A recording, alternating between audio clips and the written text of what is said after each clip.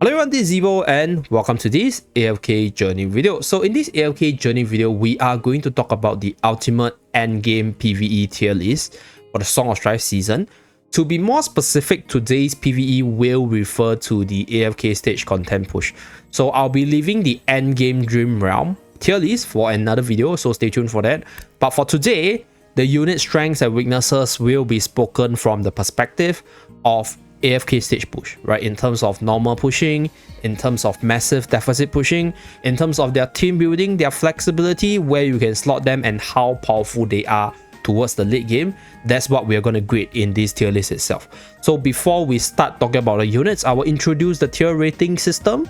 So we have the T0 pushing. So these are units which are basically top tiers in terms of content pushing. Like they go into many different teams. They are either really powerful or they are either really flexible, and you definitely need them if you want to push at massive deficit, right? So I will just put our dear Freyasto over here. Like this unit is T0 for pushing. Like he is a massive power up. So that is how powerful the units in these tiers are. Then we have the decent teams list. So this list, these units are units where you have decent teams for content pushing. Obviously, they're not gonna be like T0 kind of pushing level, but I'll say they're at least T1 or T2. So they belong in decent teams where in certain stages you might need to run those teams. You might want to use those teams, and they are, I'll say, just a slight downgrade. They're not the best, but they are decently good. So next we have the weaker alternatives. So weaker alternatives are units where you can use them in the decent team category, but they are much weaker. So let's say if you're running similar team with similar concept, if you use these units from the weaker alternative in those teams, I think you can get through, but you probably need a higher level, right? You need more weapon power, or you need more weapon levels, or even higher level artifacts in order to push through the same stage with very similar team ideas. So this is what the units in the weaker alternatives are. Then we have certain niches where these units under normal circumstances don't actually see much use. Like it's also very hard to build a team around them, but there are specific conditions when it's fulfilled, you can use them, and you might actually need them to clear certain stages. So I'll speak more about it. I think the best example for certain niches will be Cassidy. So I'm just going to put her here. So Cassidy is a unit which under normal circumstances doesn't have an actual team that builds around her. But in certain maps or against certain mobs in the AFK stage itself, her repositioning ability is going to be really helpful to reposition enemies into the smoky clouds. And she is the only one that can do that due to how she can move the enemy with her ultimate. So that's why she is super niche, right? Under normal circumstances, will you use her? Maybe if you have her really built up, but usually she's not considered like a PvE pushing character. But in the smoky team, in certain maps, in certain enemy formations, she's really good and you actually need to run her. So that is the niche side of things. Then we have the Walker tier. So Walker tier are basically units which in general for the PvE pushing is just not really good. Like you usually don't think about them. Like they are not meant for this game mode, or their kit is just not strong enough for you to use them reliably or even build a team around them. So I'll start as usual with the Walker tier. So these are probably units you don't want to build your team around. So let's start with the Walker tier in terms of the light bearer units first. So I'm just going to briefly describe why they're not good, even with the seasonal skill. Okay, so Velen, Morel, Atalanta, Faye, as well as Walker, they are just units which I think are just really underpowered. And even with the introduction of seasonal skill, Morale is too slow, right? Atalanta is too RNG based, you can't control her seasonal skill, and same for Faye, right? You have to actually manually use these two units to maximize their ability, which is not very beginner friendly. At the same time, even if you manually use them, their abilities can be easily replaced by even the units in the weaker alternative. Like Faye, you can easily just use any other healers, right? You can use Hewin, you can use Damien, you can use Smokey, and they do a way better job at her. So you usually won't use her for content pushing, neither will you be building her for content pushing. So the Morel's case, her seasonal skill allows her to get more haste after her ultimate usage. It's too slow. her ultimate is already so slow, and then you only get the buff after she uses her ultimate. Like by the time she used the ultimate, you might have lost 1 or 2 of your teammates in most cases. So that's why she has a good ultimate, has good damage, but just too slow. So that's her issue. Then for Velen and Walker, as well as Kafra and Celezo, issue is mainly survival, right? Like I think Celezo is fine in terms of surviving, but for the Grave 1 side, usually in terms of priority, I don't think people will train Celezo specifically for AFK stage pushing. I think he has some niche for the PvP side in some of the teams which I have seen before, but for the AFK stage, number 1, I haven't seen people use him. Number 2, he does have a decently useful defensive skill for the seasonal skill, but I don't think it's that useful to make him able to just run up and survive stuff. So I don't think he's good for pushing, right? He's definitely not good for deficit pushing. For Velen, for Kafra, as well as Walker, they just go up. They don't have much defensive skill. They just get melted. So that's their issue. And then for Satrana, as well as Kruger is strictly a bossing character, a unit for debuffing. So I personally think if you have him develop, you can put him in the weaker alternative. But let's say if you haven't trained up Kruger, don't bother training him just specifically for AFK stage. Right, he is good to a certain extent if you have the EX weapon unlocked, but most of the time I think for Dream Realm purpose, I don't think people will purposefully push him for the stats. So he's not exactly good if, let's say, you don't have him highly trained. In fact, most units will be usable if you have those units at Supreme Plus at the bare minimum, because they will have specific niches and abilities. But if you are speaking about these units in terms of usefulness from an AFK stage perspective, Kruger and Satrana, they are not that good. Like Kruger is very bossing centric for the Dream Realm side of things. Satrana is a bit more anti-magic team centric, so maybe more towards PvP side of things. So that's for Satrana and Kruger. So next, let's move on to the certain niches part. So we have our dear Cassidy, which I explained. Certain maps where you need to reposition enemies, or if you need to reposition enemies into Smoky Cloud, you can definitely use her. The next very niche unit is Lumon. So Lumon, right, in this season, received one of the most amazing seasonal skill, which is Heart of Unity, making him a decently good unit if you can store the battlefront. At the same time, he also has a repositioning ability, and he's also a mauler, so in certain situations, if you have him trained up and he's tanky enough, you can pair him together with Smokey teams as well. So Smokey, right, one of the top tier carry. I'm just going to put Smokey on top. Okay, T0, I'll explain why later. But this unit is good, obviously, for the repositioning, as well as a very powerful seasonal skill. So overall, his kit didn't really change much. I also won't encourage people to train him up specifically for AFK stage pushing.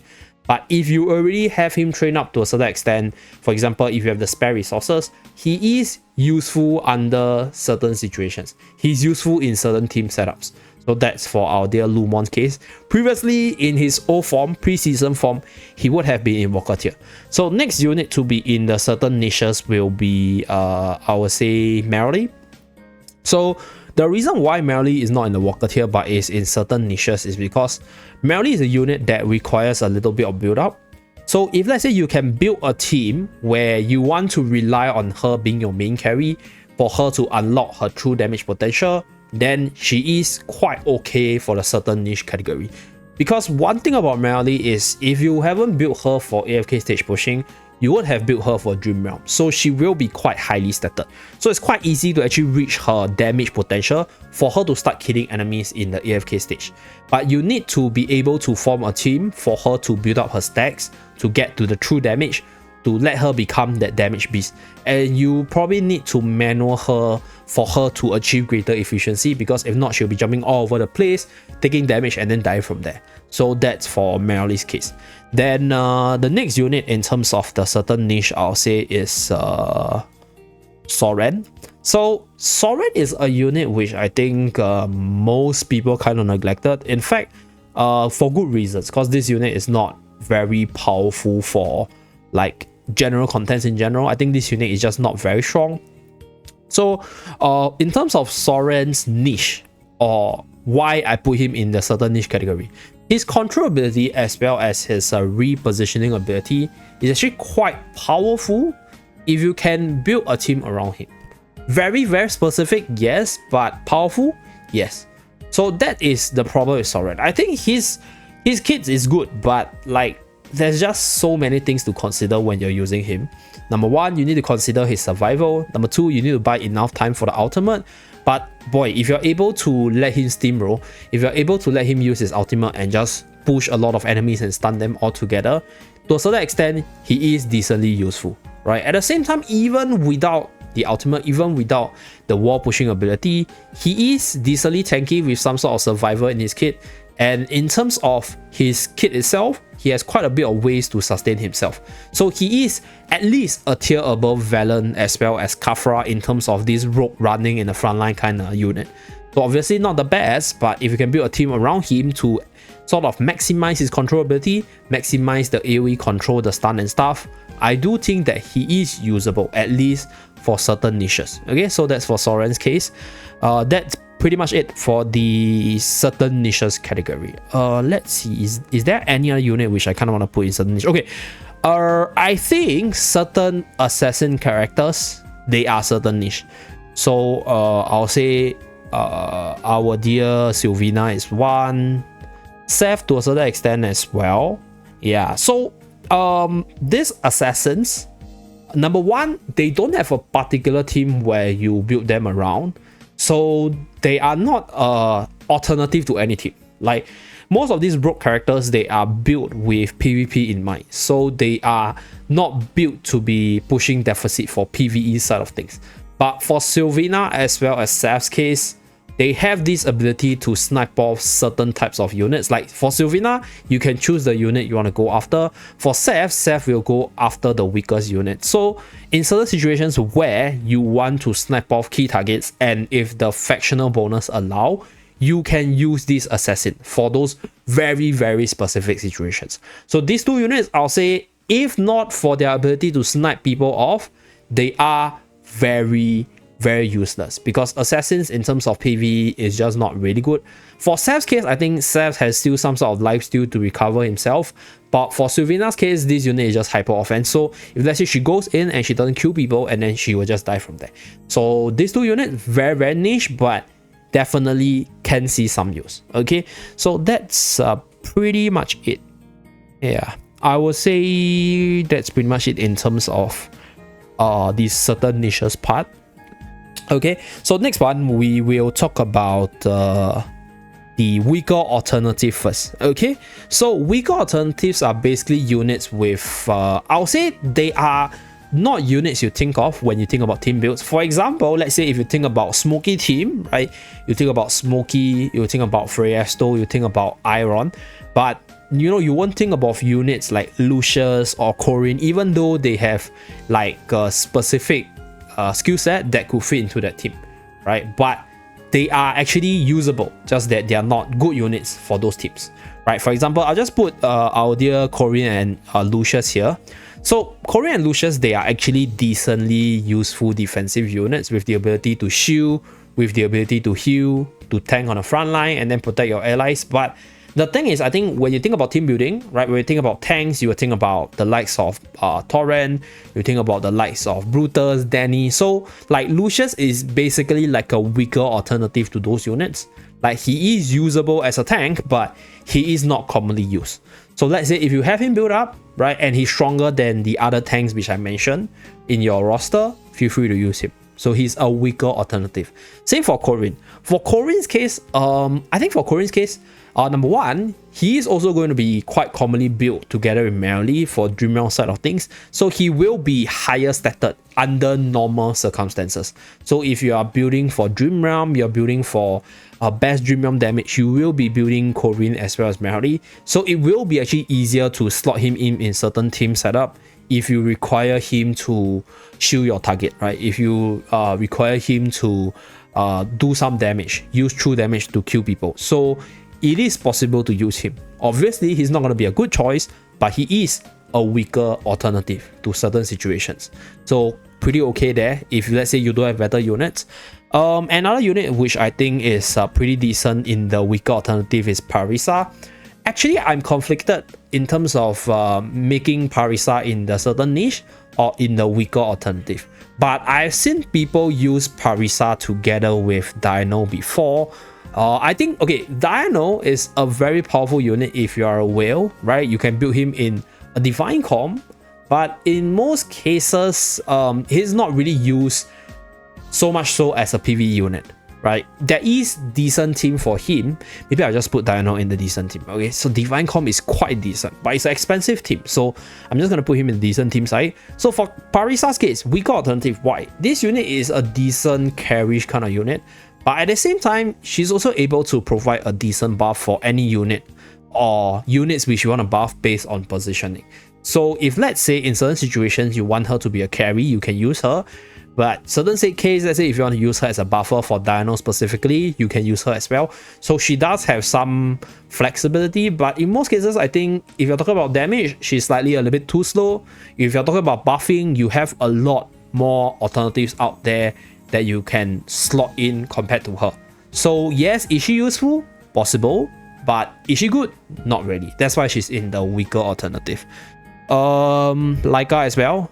I think Laika's case, no, Laika is arguable, but I think Laika's role in terms of the PvE side of thing is just not very powerful because okay, like I mentioned, it's pretty much the same issue with Laika, right? Like if you need her to provide a buff, I think Laika has it. If you need her to do a bit of damage, I think Laika has it as well. She also has an amazing debuff in terms of defense now, as well as an amazing seasonal skill. But at the same time, you have better alternative. So is Laika usable? Yes. Can she be slotted into Zoo team? Possible. Can she be slotted into Divine team? Possible. But do you have better alternative? The answer is yes. So that's why she's in the weaker alternative for me at the very least. I think Tamasia is also in a weaker alternative. Okay, so I think Tamasia's case is a lot more easy to explain. So Tamasia is a very disruptive tank that runs around and then deal damage and then provide some sort of mini stun. But at the same time, I think this kind of idea, like usually when you think about tank, you kind of want tanks that actually just hold the front line. Just tank up, do something for your team, heal up your team, protect your team, provide some stun support there, and then you know, like just stand up in the front line, right? Just to soak up damage. But for Tamasia's case, I think she kind of want to be more on the offensive side of things. So yes, can you use her as a tank on the front line? Possible. But is she a good tank? No, you have much more better alternatives out there. So that's why she is in the weaker alternative section. So that's for Tamasia's case. Let's see. Who else is very, very weak or not so powerful? Okay, I think Viperon. Viperon has decent AoE damage, don't get me wrong, but usually you won't build a team around this unit. Like, it's more like if I build a team and then I need a very highly stated mage damage dealer, then I'll think of Viperon. Another problem with Viperon is, if let's say you're pushing against a deficit, if the enemy is jamming in a lot of damage onto your team, he doesn't survive as well. So that's where this unit will start to melt pretty easily, and then he will not be able to do the burst damage that he wants to do, because a lot of the damage requires his Viper to be sticking on the enemy and require you to be with the EX weapon for him to perform the burst and stuff. So is he decent enough to be used? Possible, right? He can be used as an AoE mage damage dealer, but in most cases, he is probably gonna be a weaker alternative to the likes of Carolina, to the likes of Arden, that kind of stuff. Then I think Niru as well. Yeah, Niru is a much weaker healer compared to a lot of the more powerful healers and sustain unit on the list. That's why I'm putting him there. Shakir's case, Shakir is arguable, but I think in most cases, I don't think you will be running Shakir, because this unit has a very similar issue to Velen and Kafra, as well as Walker, and that is this unit, they walk up and run to the front line and stuff. So for Shakir's case, you can definitely sort of increase his longevity by transforming into the wolf form. With his seasonal skill, his survival is actually much higher compared to those units I mentioned just now. But in terms of general deficit stuff, like Shakir is still not going to overcome the fact that he needs to run in front to do damage. So let's say if the enemy kills him before he even transforms, he's gonna fall pretty quickly. So he doesn't really actually have a team that you build around. Like for Mauler team, it's good to use him, right, in full Mauler team with OD, with Coco, with Smokey. But in general, I don't think people are running him, right, specifically for team building side, right? But I think he does have a niche where if the enemies have heavy control and you have enough survival on him, you can definitely run him to go against control-centric enemies. So that is his, I would say, strength. But in most cases, he is still going to be a much weaker alternative to the standard units, to the standard teams. Now, next we have Reese. Yeah, I think for Reese's case, this unit has become a lot better. But similar to Shakir, like you can definitely use this unit in the Mauler's team, but I'll say it's like, okay, so if let's say I have OD, I have Coco, I have Smokey, and then I have Brutus in the Mauler team, I can include him, right? I can include Reese into the team, but like I won't consider him as a top unit in that team priority, and I won't specifically build a team around Reese for PvE content, for pushing of AFK stages. So that's why I group him in the weaker alternative. All these units in these weaker alternatives, they are usable, right? You can use them if you need certain slot ins, if they are much higher stated compared to some of your other units in the higher tier, and they fit into the team of that team itself, you can use them, right? Don't get me wrong. It's just that I think in terms of decent team building, right, or having a team that you build around with, you don't usually see them, right? So they are more like, it's good to have them in those teams, but it's not a must. So that's why they are here. I think Brian as well. Brian's an amazing single target damage dealer with sufficient control and stuff, but generally I won't consider him to be top tier.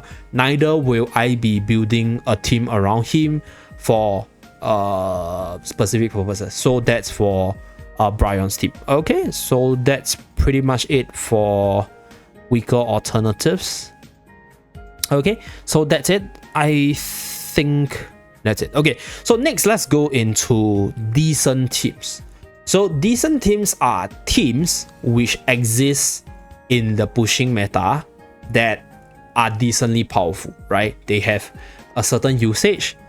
They have like they are basically units where you build teams around them. So the best example is Sisia, right? So Sisia, if you guys know me, is not exactly a very powerful unit, but if you want to build a team around her, right, if you want to use Cascade spell, you want to put her in the Rowan team to hyper accelerate her ultimate, and then you put other units to support her skill set, you can form a pretty decent Sisia team if you have her heavily invested.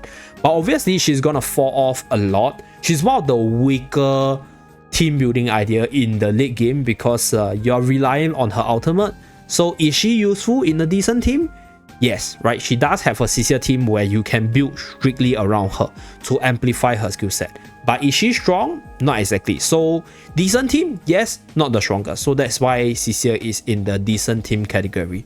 Next, Almas. Almas is pretty decent. So this unit is really amplified by the likes of Iron, who is in the T0 pushing category, because the insta pulling and stunning people is so useful that you can throw Almas into Zoo teams, you can throw Almas into Smoky teams, you can even throw Almas into the Iron Carolina team. But all this is built on the fact that he synergizes well with Iron. Can you function with the Almas? Yes, right? You obviously you can. He's just like I'm gonna make Almas stronger kind of character. I mean, I'm gonna make Iron stronger kind of character. So he's a good to have, but he fits so well into so many teams. I just put him in the decent teams category. You can use him in a lot of different teams, and with more control support, which backs his EX weapon skill, which increases the usability of the EX weapon skill, I can see him fitting into more PvE teams in the future. So that's for Alma's case. The next one we have Diano. Diano is in the Divine team.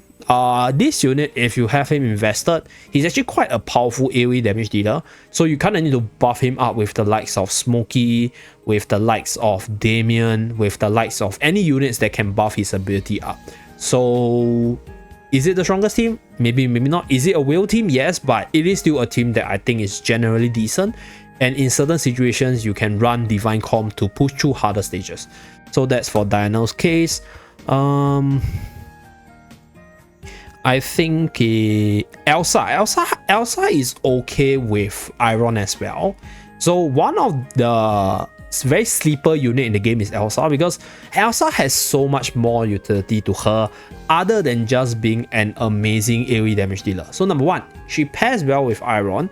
Number two, she has movement speed slow, so she's actually good against specific enemy unit types, which relies on moving around, right? Her rock generating ability can block them out and then form some barrier. So she is even better if you can manually control her ultimate, because if you position her correctly, she's quite annoying. She jumps around and she spams her ultimate. She's able to proc a lot of the artifacts, such as Starshot spell, such as the latest Stormcaller, the one that summons the thunder and stuff. So there is a few combos you can build her around. So she fits into the Iron teams, and she has quite decent damage output with very good control. So very, very decent unit that goes into decent teams. Okay, I think I'll just put the Maulers here. I think Brutus actually is really, really powerful. In this season specifically, Brutus is very powerful. Igor. Okay, so Igor is supposedly a very niche character, but at the same time, he's so good in doing his job that sometimes you need him, right? You will use him to do his job. His job is to be a Vala bait. So for those of you guys who have been pushing AFK stages itself, a very high deficit Vala, the easiest way to counter her is to just put the mark on Igor, and Igor will be jumping around, redirecting her attention, and then from there, Igor will be able to buy you the victory. At the same time, in certain situations, you can use Igor together with Torrent to be your frontliner tank, because this unit is very elusive. This unit has a lot of ways to keep himself alive. He functions decently well as a semi-tank, so you can put him into quite a few teams, right? Obviously, any team that needs a semi-tank, any teams that need his ability to go against Vala, any team that needs his elusiveness can slot him into that team itself. So that's why he goes into the decent teams category. I think Vala as well. So Vala is a unit which I think has very similar roles together with Sylvina as well as Seth, which is sniping people off. But I think Vala does the job so much better because of her energy minusing ability, which slows down enemies' action to prevent them from using their ultimate or using their skills. So she's a lot more usable in that role. And I think in specific situations where you require her ability to snipe off key targets, she goes into the team very well. Much better than Sylvina and Seth. So I will say I will put her in the weaker alternative, but the thing is her role is of sniping and she's the best of the bunch. So if you need her for that role, you can definitely try to use her. So that's for her in a decent team. So generally, I think in terms of the assassin side, Vala is probably the best right now. So if you need this kind of sniping ability, and for Vala's case, I think good thing about her is depending on how you manual her ultimate, you can produce different effects. Like you can let her stay in range form to be a range damage dealer, or if you want her to go full out damage, you use the ultimate in a weakened enemy and then she will charge in front and then gain a bunch of good buff for more damage itself. So very, very flexible unit, very, very decent in multiple teams and situations as well. So that's why Vala is there. I'll put Anthendra here. So Anthendra goes well in the Mauler team. Very, very good to have. And outside of the Mauler team, you can just use her as a very simple shielder for your frontline unit. And Mauler as a class has a lot of different team variants, have a lot of different good units where you build a team around them. So like, I don't see Anthendra fading out of PvE anytime soon. Previously, I'll say she belongs in the weaker alternative, but as we get more stats on the main tank, as we get more stats on our stronger units, her shielding value becomes a lot stronger. At the same time, she can actually synergize with armors because she has the knockdown ability. She also has a taunt, which can buy enough time for your team to do what they want, so you can use her as a primary tank as well. She's better used to be as a secondary tank, right? With the damage reduction skill to protect your ally, so on and so forth. And she goes well in the Mauler team, so you run Brutus and her, your survival for the team is pretty solid. So that's for Anthendra. Okay. Okay, I think I'll put Barrow here as well. So Barrow is actually, I'll say in general for PvE, not that powerful. But recently, with the release of Florabelle, the Zoo team idea or the Zoo team concept is actually getting more and more prevalent. There is actually a specific enemy where you actually have to use a Zoo team to deal with them. If you remember correctly, it's the Corrupted Flower or the Twisted Corrupted Flower, where that unit teleports when you do damage to him. At the same time, that unit also has the ability to lift your teammate up. So your standard Smoky team will face a lot of trouble dealing with that team, but Zoo team has a very easy way out because they just swarm a lot of units on the battlefield, and those corrupted creatures, they are not very tanky. So your Zoo units are able to bring them down pretty quickly because there's a cooldown for the evasion skill. So when you have a swarm of units attacking them, they can't like spam teleport. So that's where the Zoo team is actually really powerful. So Barrel is decent, not because this unit is particularly good for PvE contents, but he synergizes really well with Florabelle to form one of the stronger content pushing teams in the late game. So that's why the Zoo team is very, very powerful. The idea of Zoo is also really good. So I think Barrel is a very good unit in that team. So can you run Zoo without Barrel? The answer is yes, but I think your Zoo team will be a lot stronger with Barrel in the team. Okay. Okay, I'll just put Brutus in decent team. Okay, so the reason why I put Brutus here is because I think Danny and Torrent, they are amazing tanks, and they go into many teams. Danny goes into Mauler teams for more control, for more sustain, for more frontlining. Brutus specifically is really powerful this season, or way more powerful than he should be or he used to be, because of the Charm's ability for him to survive even longer, because of his ability to become a much better tank with debuffs. He's actually really powerful in Mauler teams, right? That's one team that you can slot him in. You can also use him in, actually no, I'll put Brutus on top. Yeah, he is very, very powerful. So okay, I'm gonna regroup Brutus. I'm gonna take down Brutus. I'm just gonna look at the list and see who else is decent teams. Okay, I will say I'll put Florabelle here. No, actually Florabelle is a lot stronger. Is Florabelle T0? I think no. Okay, so I'll put Florabelle in decent teams because I think the idea of Zoo is useful and niche in specific situations, but in terms of high level pushing, there's a few issues with Zoo. So number one, Zoo requires your unit to be at a very high stats, if not they melt really easily. And number two, I think you need a very specific group of units to make Zoo be very efficient. So you need Freyasto, that's number one. You need Barrel, that's number two. Pretty expensive when you combine them together. And then you need Florabelle as well. So Florabelle, I think in general is really strong. I would say in the future, if Zoo gets even stronger, she might even go into T0. So that is probably something in the future. Very, very strong unit. I think Florabelle right now is the core of Zoo. But I don't think Zoo is a T0 pushing type of team. And she's not like a T0 must-have type of character for pushing. So I'll just put her in the decent team side. So in the future, if Zoo becomes stronger, or as we continue to push through the endless AFK stages, if Zoo becomes stronger, then maybe her positioning will go up.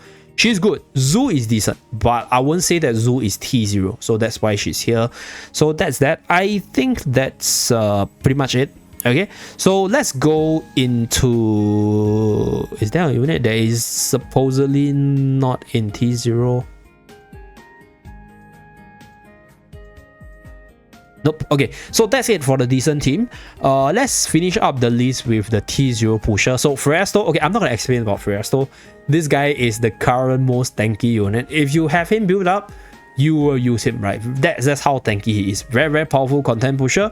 Late game wise, one of the tankiest tank in the game, and he's the guy that made Smoky Team an idea. So for those of you guys who do not know, at massive AFK stage pushing, Smoky Team is a thing. So Rowan, right, which empowers the Smoky Team by accelerating your whole team's skill usage, is also very top tier. At the same time, outside of the Smoky Team, Rowan is also very useful in terms of letting Cecilia spam her ultimate. You can also use Rowan in the Skalita team to accelerate Skalita's hammer spam. So very, very powerful support, very, very useful for PvE stages. In fact, from the early to the late game, Rowan's a very useful support character. Then we have Iron, obviously, for his repositioning ability. Very, very powerful in the Iron Carolina Arden comp. And then we have our dear Hewin. So this 5 is basically the usual 5 for the Smoky tips, right? So Iron is there for repositioning, Rowan is there to hyper accelerate skill usage, Hewin is there for the ultimate, for sustain, for damage reduction, Smoky is there to be the carry of the team, right? Fresto is there for the tank. So this is your T0 Smoky pushing team. Obviously, the magical team, Carolina, Arden, Damien, they are also really powerful, right? Together with Reina, when you do some if you run Reina variant, right, you will swap Iron in to be a semi-tank in certain situations. So Reina is good for Smoky team as well, because you might want to switch Smoky in so that Smoky can use the ultimate and then kill everyone if they don't have any form of control. So Reina is actually a very, very powerful and flexible support. You can also use Reina in Mauler team if you send in like Shakir, you send in like Antendra, so that they become a little bit more tanky while doing what they want to do, right? Being annoying, being a semi-tank. So Reina's quite a powerful T0 character and very, very flexible in team building. So Arden, Carolina, Damien, they are basically like T0 mage teams as well. So before Smoky team was a thing, Arden, Carolina, Iron, as well as Damien, they are probably the fastest content pushers outside of specific setups where you need to use the Skalita team. So this is together with Torrent, but Torrent is not just strong in this team. Torrent is actually the second best tank right now outside of Resto. So you can use Torrent in Smoky teams as well if your Torrent can hold the front line. You can use Torrent in Iron teams with your Carolina Arden. You can also use Torrent in our dear Cecilia team. You can also use Torrent in Mauler teams. So Torrent is very, very flexible. So it's a very powerful tank that's very flexible, and it's probably the strongest tanks that is available in most people's inventory outside of Fresto. So Fresto is the highest quality tank, but Torrent is probably the most commonly seen and used tank right now. So that's for Torrent's positioning, very, very powerful still. Then we have Skalita. So Skalita team looks something like this. So you have a tank. So Danny, right, together. I'm going to put Skalita with Danny together. So these units, the idea of this Skalita team is store, control, and then insta-kill with Skalita. So you have Rowan, Hewin, sometimes you run Iron, sometimes you run Torrent, and then you have Danny for the root and control, and then you have Skalita for the damage and insta-kill. So this team is still really solid, and in certain situations, you will still use Danny for her control. You will still use Skalita for her insta-kill, even in the Smoky team. So they are also decently flexible. And specifically for these two units, they also go really well in multiple teams. So for Danny's case, you can run Danny in a Mauler team. You can run Danny as the main tank if you don't have routers, right? If you have Danny heavily invested, you can use Danny there. You can also use Danny in the Skalita team, which I mentioned. You can also use Danny in the Iron teams as well, because you have 4 Wilders there together with Danny, right? With our dear Carolina, you have 5 units. That is a massive 4-1 fractional bonus. So very flexible on team building and very, very powerful for content pushing. So that's for the T0 units. So next one we have our dear OD. So OD, I think I don't need to explain too much. Insta killing people. If you have the opportunity to use OD to counter the likes of Brutus on the enemy's end, or counter the likes of Igor on the enemy's end, this unit is indispensable. Then we have Coco. So Coco is very powerful. Used in the Smoky team, right? You can use Coco in the Mauler team as well. You can also use Coco in even the Skalita team. Very powerful utility support. The damage reduction is massive, and then if you have the EX weapon skill, the shield is really good as well. So very powerful T0 character that's flexible. And then lastly, I'm gonna put our dear Brutus in the T0 pushing, because one thing which I neglected about Brutus is the boost from the magical charm ability. So Brutus right now can go up to 12 seconds of invulnerability even if he doesn't have any tears, because the tear gives him more stats so that he survives for a little bit longer. But if you have the correct magic charm, you can amplify his ability to let him hold the front line for 12 seconds. That 12 seconds is enough for OD to sort of start killing people, for OD to start steamrolling in the Mauler team. That 12 seconds is enough for the damage of Carolina Arden to build up. You can even run that in Smoky team, right? If you can buy sufficient time for Smoky's ultimate to kick in and just start killing people from there. So Brutus definitely got a massive upgrade for this season, because not only is he now a taunter, he's also pretty tanky with that 12-second inbound, even without high tiers itself. So that's one massive win for this unit. And yeah, that's pretty much it for this ultimate late game PvE. So let me just reiterate once again. T0 pushing characters, right? They are units which are generally really powerful. They go in very powerful teams, or they are very flexible. They go into many good teams. Then we have decent teams. These are units which you can form decent teams around them, and you can use them if you have the different team builds to make them good, but they are generally not the T0 type of character for AFK stage pushing. Then we have weaker alternatives, where if they fulfill certain niches, or if you don't have the best unit but you have these units at a higher tier compared to all your other units, you can try to use them. So these are units which are decent if you don't have better options. Then we have certain niches where these units generally ain't good units for PvE, but if you have specific conditions, or if you can satisfy what you need to do to make them good, they can be pretty niche but powerful. So that's for certain niches. And then lastly, for Walker tier, strongly encourage you guys to not use these units for PvE pushing, because they are generally not good, right? You need to invest a lot more resources into them to make them good compared to some of the T0 or even decent team units. So that's it for the end game PvE tier list for the Song of Strife update. Thank you very much for tuning in. Let me know down in the comment section below what you feel about the tier list. Who will you have placed differently, and whether or not there are certain units which you think would have been in a higher tier list if you have made your own. So thank you very much for watching. Remember to like and subscribe to see more, and I'll see you guys again in my next video. Bye guys!